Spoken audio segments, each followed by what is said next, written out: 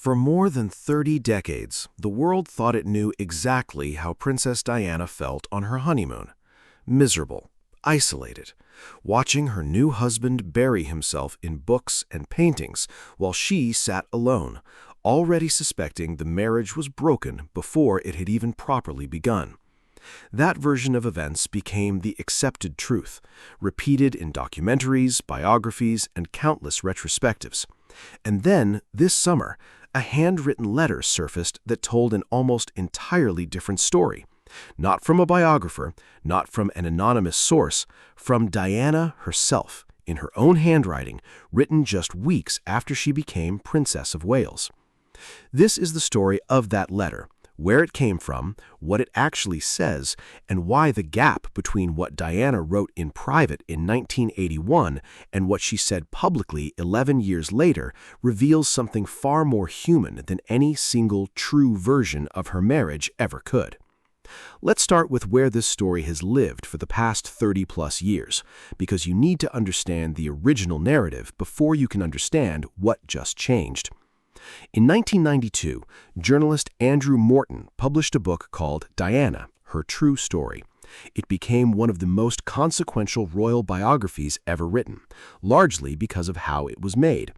Diana herself secretly recorded a series of audio tapes detailing her version of her marriage and passed them to Morton through an intermediary, all while publicly denying any involvement with the book. It wasn't until years later, after her death, that her direct role in creating it became fully confirmed. In that account, the Honeymoon, a 12-day Mediterranean cruise aboard the royal yacht Britannia, followed by weeks at Balmoral Castle in Scotland, was described as one of the hardest stretches of the entire marriage. Diana recalled Charles spending much of the trip absorbed in books, paintings, and his own diary, while she felt increasingly shut out. It was during this same period, by her account, that she first confronted the presence of Camilla Parker Bowles in her marriage, after noticing cufflinks Charles wore that were engraved with a private nickname connecting him to Camilla. Seeing them, she said, it was enough to shatter whatever illusions she still had. That account became the Honeymoon. For decades, when anyone discussed Charles and Diana's early marriage, this was the version referenced. A bride already realizing within weeks of her wedding that she'd married into something far lonelier than she expected. But here's where things get strange, because that wasn't the only account Diana ever gave of those same weeks. There was another one, written far closer to the actual events, in her own hand, to someone she trusted completely. And it had been sitting quietly, privately, in a friend's personal collection for over 40 years. To understand how this letter surfaced, you have to go back to Diana's school days, long before any of the world knew her name. Between 1973 and 1977, a young Diana Spencer attended West Heath Girls' School in Kent. One of her close friends there was a girl named Catherine Hanbury. They were teenagers together, ordinary schoolgirls, years before Diana's engagement to the Prince of Wales was even a possibility anyone could have imagined.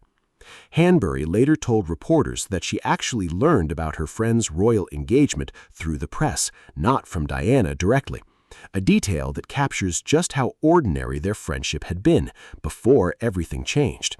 She recalled Diana as barely out of school, only 20 years old, and, by her description, completely smitten, hopeful in the way most people are hopeful when they've just married someone they believe they'll spend the rest of their life with. The two stayed in touch after Diana's wedding, and in late September of 1981, a little over 2 months after marrying Charles, Diana sat down at Balmoral Castle and wrote her old friend a letter.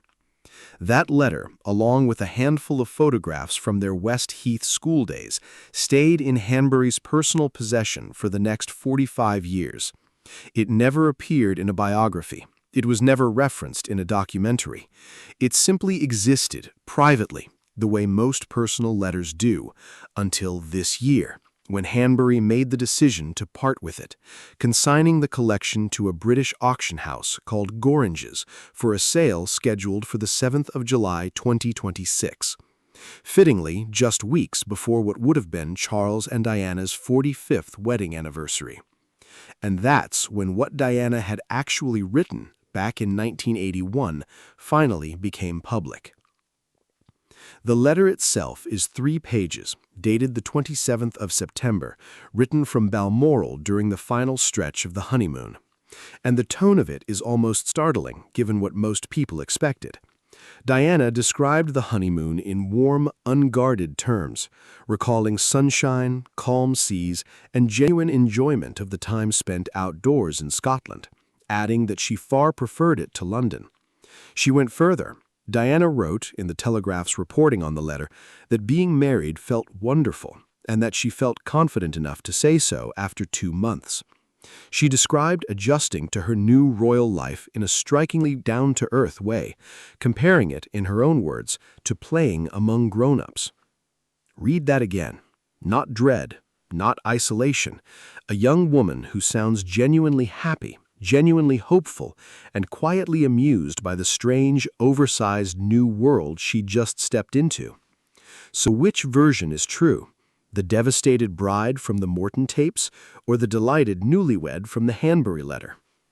Here's where things get genuinely interesting, and where the real value of this discovery lies, not in picking a winner, but in understanding why both accounts can be authentic without contradicting each other.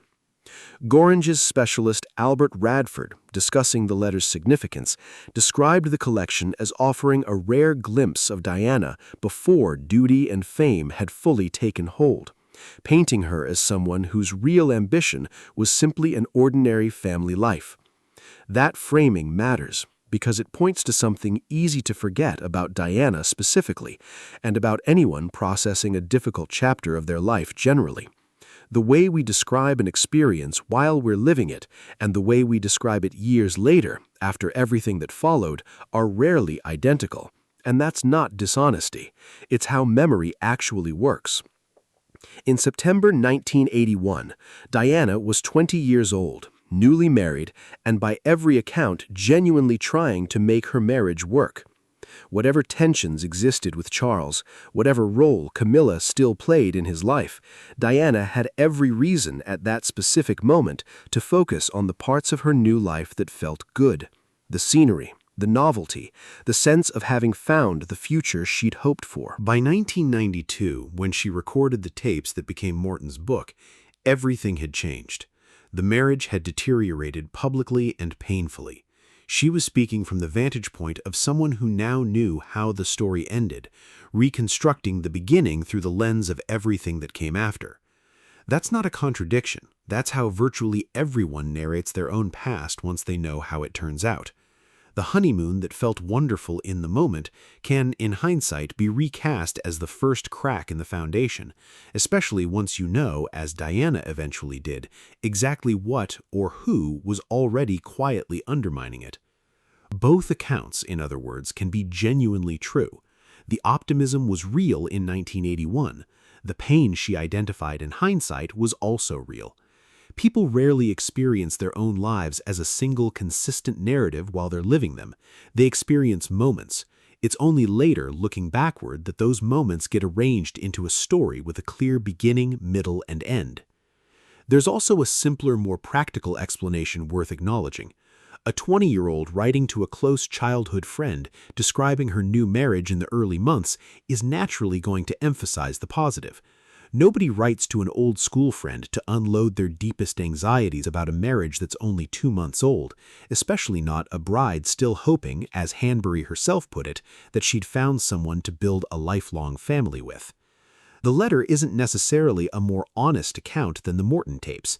It's a different kind of account, written for a different audience, at a different emotional distance from the events it describes.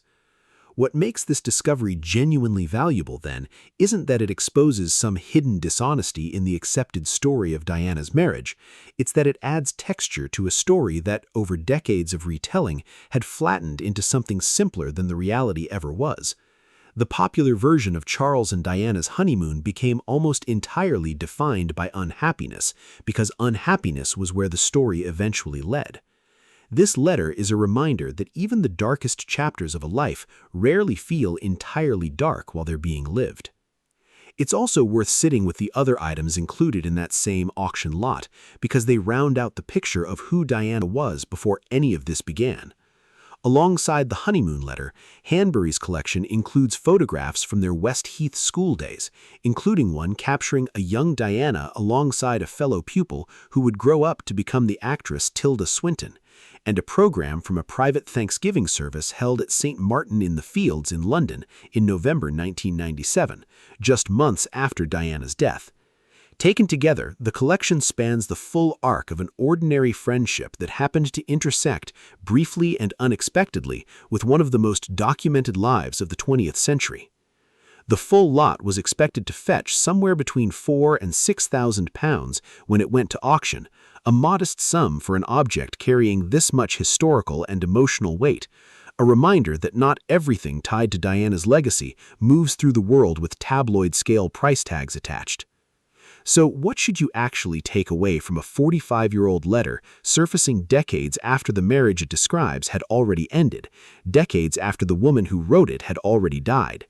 Not that the accepted story of Charles and Diana's honeymoon was wrong. The pain Diana later described was real, and multiple independent sources close to the couple have corroborated the broader picture of a marriage under strain from very early on. But this letter is a genuine, valuable correction to something subtler, the tendency to collapse a real person's complicated, evolving experience into a single tidy narrative simply because we already know how their story ends. Diana was 20 years old at Balmoral in September 1981, genuinely happy in that specific moment, genuinely hopeful about the life ahead of her, and entirely unaware of everything still to come. That happiness doesn't erase what happened later, and what happened later doesn't erase that the happiness in that letter, in that specific moment, was completely real. That's ultimately the story this letter tells, not a hidden truth that overturns decades of established history, but a quieter, more honest reminder that the people we remember through headlines and biographies lived their lives one ordinary day at a time, same as everyone else, without ever knowing, while they were living it, which version of the story history would eventually choose to remember.